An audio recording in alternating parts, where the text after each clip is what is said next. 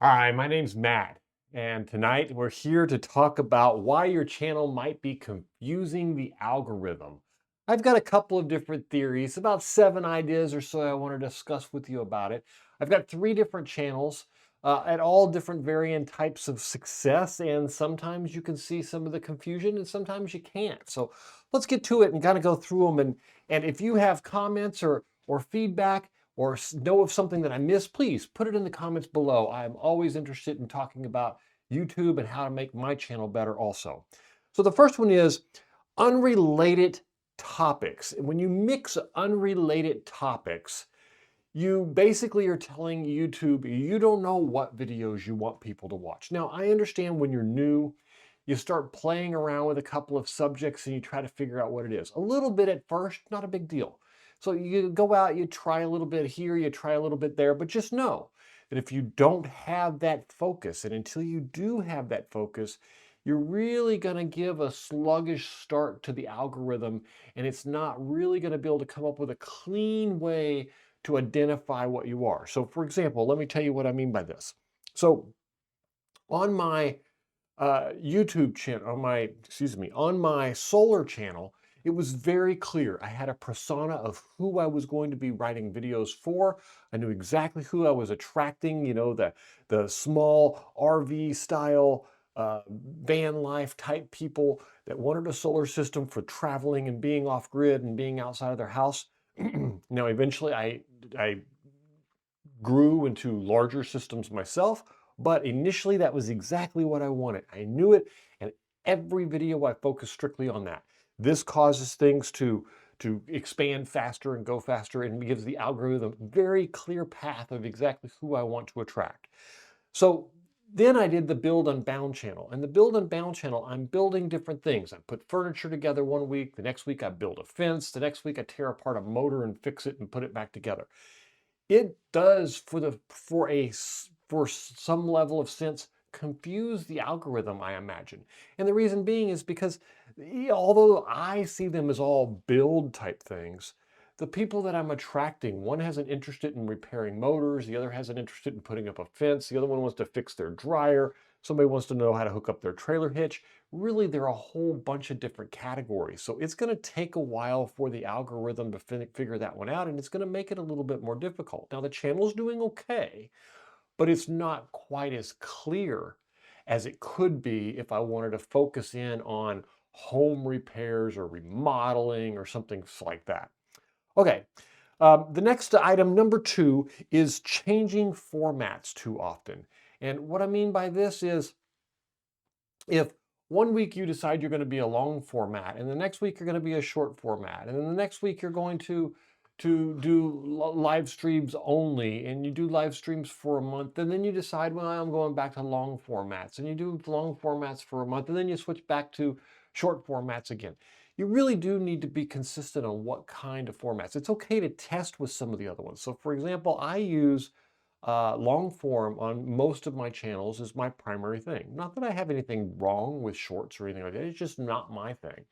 Um, but I do use shorts to help promote or to test ideas for long form videos.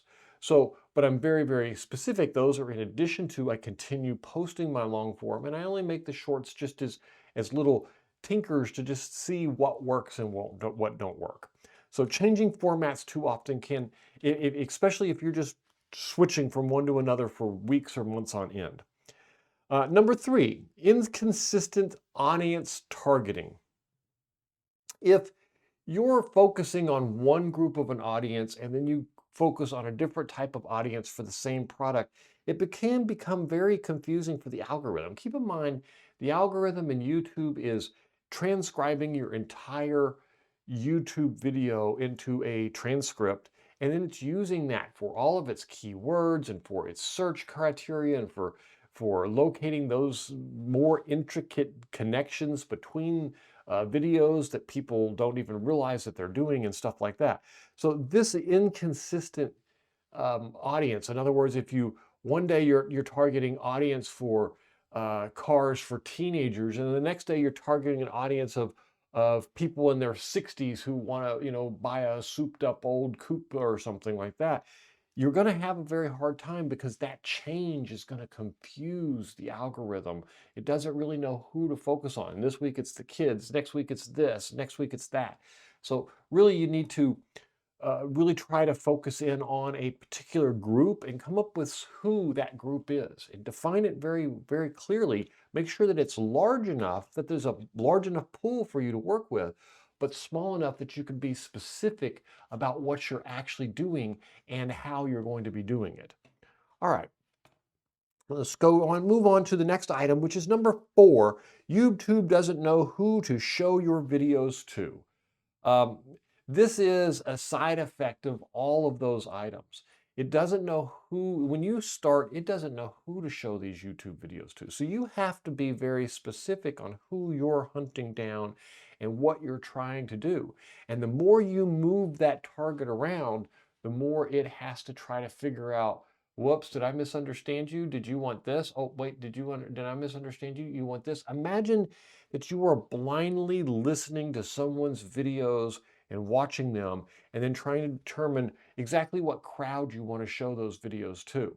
But the only thing you have to go on is they keep giving you a new video every week or every other week, and you have to figure out from that exactly who they're after. And what happens when that content switches around and moves around? Who do you make for the next video? Now, the one thing that a lot of people don't understand is the algorithm doesn't work against you, it's working for you. It's trying to find the best crowd for you. But believe it or not, YouTube does not have unlimited inventory. They do only have a maximum amount of exposure they can give to all of the videos in a bundle.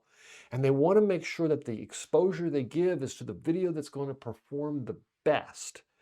And that means that if it doesn't know your video is going to perform, but it knows that this video is going to perform, well, who do you think is going to win? They're going to perform the one that they know is going to perform. It's going to make them money. So this is why it's really important that you try to be clear. I'm not saying you can't venture away from that after you get established and after you do it. I do it all the time with the solar channel now. I build a video on bit mining because I use solar power to power the bit mines. Was it off topic? Yeah, it was off topic a little bit. But I linked it in and I was able to get away with it because I'm now large enough and I knew there was a large enough crowd in my base that would be interested in it. Okay, moving on. Some videos perform, others don't. This sends mixed signals. And what I mean by this is when let's say you post 18 videos in a row and they're all on subject and they're all doing really good, and then you come off and post 3 or 4 videos completely out of whack. Well, those videos are not going to perform for your crowd. And what I'm specifically referring to here is YouTube expects your subscribers to like and watch your videos. It hopes that you will be able to attract new videos, but it expects you to have subscribers that want to watch your videos. So the worst thing you can do is post a video that your current subscribers don't like and attract a new type of subscriber. This is going to send such mixed signals. You're not going to be able to make both of these happy. So one of the easiest rule of thumb is to remember is that a video that you make should be attractive to the majority of all of your existing subscribers and all of your non-subscribers that you're interested in attracting. You need to combine the two of equal importance and make sure that A, if you had no subscribers, that you would attract new ones, and that if you have subscribers, that they would be of the same type of the new ones that you're attracting. And if you can do that, you will compound, just like compound interest in a loan, you will compound the subscribers that you have, and they'll start to grow in leaps and bounds. All right. Number 6, clear channels grow faster. And this is exactly what it sounds like.